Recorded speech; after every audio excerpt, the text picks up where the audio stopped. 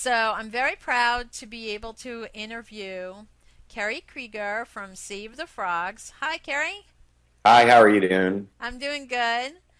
So, our first question for you is when was Save the Frogs founded? And if you could tell us a little about it and your mission and your goals. Okay, I founded Save the Frogs in May of 2008. We're America's first and only public charity dedicated to protecting amphibians. Our mission is to protect amphibian populations and to promote a society that respects and appreciates nature and wildlife. So I founded Save the Frogs because frogs are rapidly disappearing here in America and around the world. About one third of the world's amphibian species are on the verge of extinction. So at least 2,000 amphibian species are endangered and are likely to go extinct if nothing's done to protect them. So when I founded Save the Frogs, there was not that much being done to protect frogs. Most of the work that was being done was by scientists, and science is a very important aspect of amphibian conservation. But there's a lot of other work that needs to be done, in particular, educating the public and making sure people know that amphibians are disappearing and that they're important and worth protecting. So we've had a lot of environmental education programs that go on. That's always been our primary focus because without an educated public, it's very difficult to protect any type of animal that's disappearing. So we also have some work we do, advocacy, trying to get laws in place, trying to get certain pesticides banned, getting frog legs out of restaurants, getting schools to stop dissecting frogs, things like that. In California, we're working to get non-native frogs banned from being imported into the state. We're importing in several million non-native frogs that eat our native wildlife.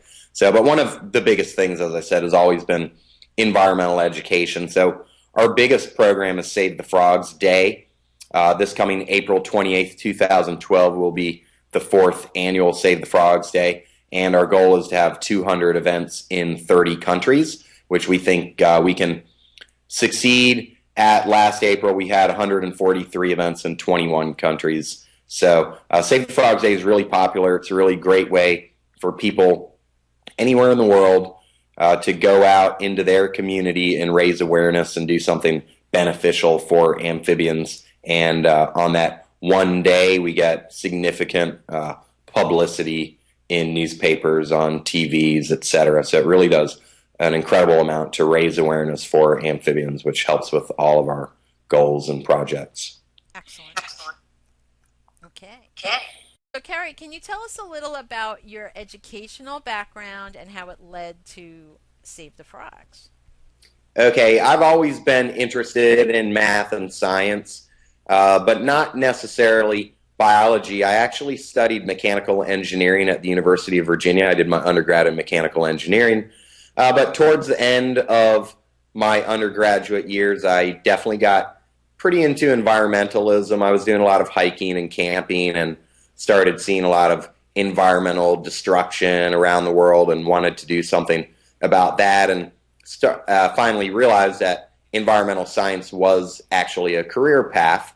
And so I went back to school and started studying biology to prepare for graduate school. And I went to Hawaii and spent a summer there volunteering with some PhD students who were studying endangered birds high up on Mauna Kea, about 6,000 feet above sea level.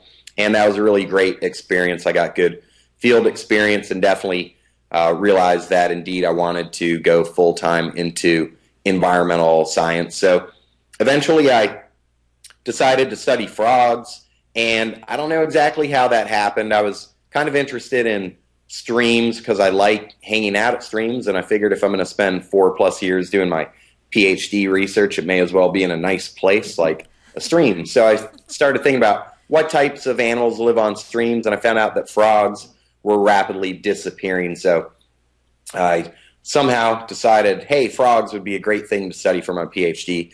And I ended up going to Australia, where I had been once before, and remembered that it was a great place and there were a good number of frogs. So the thought hit me, hey, study frogs in Australia for my PhD, and came upon my eventual supervisor, Mark Hero, who I spent 4 years with in southeast Queensland, Australia, and I studied an infectious disease of frogs called chytridiomycosis that has been driving amphibians to extinction all around the world.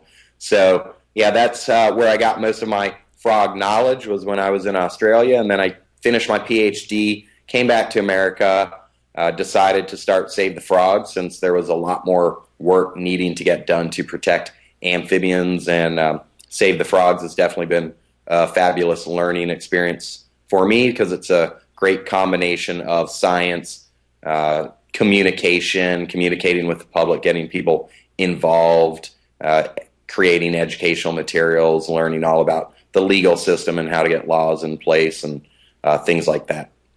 Excellent.